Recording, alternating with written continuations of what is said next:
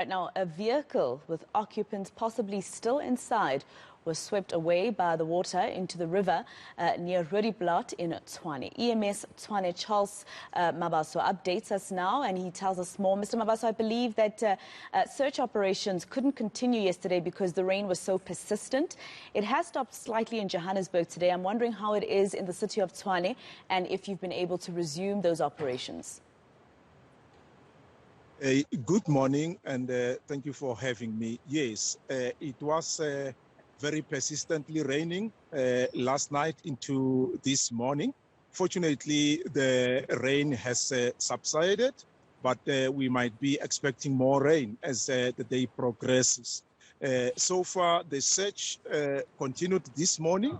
A body of a male about 50 years or more of age was recovered from an SUV that was swept into the river.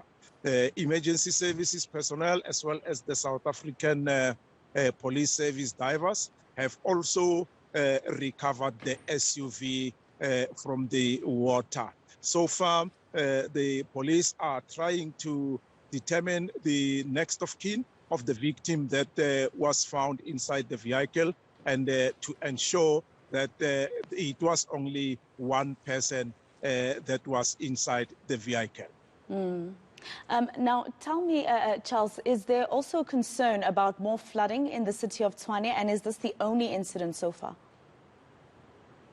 Yeah, so far this is the only incident where a life was lost. During the night, there were areas around the vulnerable area where it were reported that trees have been uprooted, and then firefighters were dispatched to clear the roads.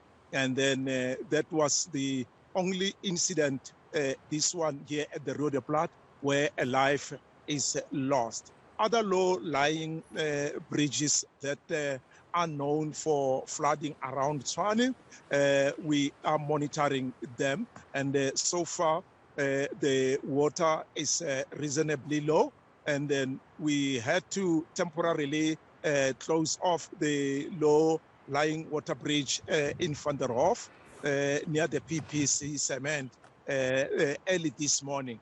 But the water has subsided, and as such, we are having clear areas. But as the rain continues, particularly around the Centurion area, going into Mamelodi, there are areas that are known to be vulnerable to flooding, and we are monitoring those areas very closely.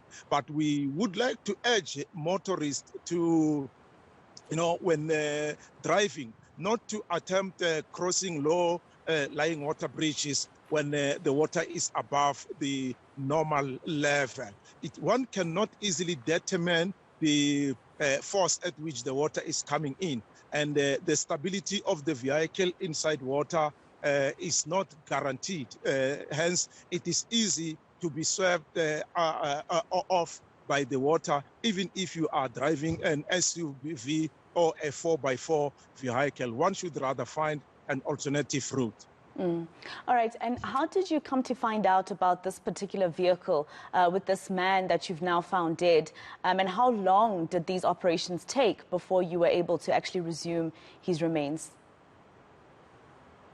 A bystander reported to the Tshwane Emergency Services near midnight last night that they saw a vehicle that was swept into the river in the Roodeplaat area, and then immediately we dispatched teams there, and when they arrived, they could see the vehicle inside the river, but the water was a bit too high, and it was raining and dark. So the search between the South African police and the emergency services had to be called off at that time. But early at past 5 in the morning, the rescuers were already back on the scene, and then they continued with the search. It did not take more than an hour to recover the vehicle and the body.